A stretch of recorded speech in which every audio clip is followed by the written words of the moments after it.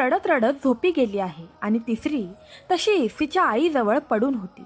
अशी परिस्थिती बघून मला त्या तिन्ही मुलींची दया आली. दूताने मृत्यूदेवतेला विचारलं, आपण त्या बाईला अजून थोडे दिवस जगवू शकत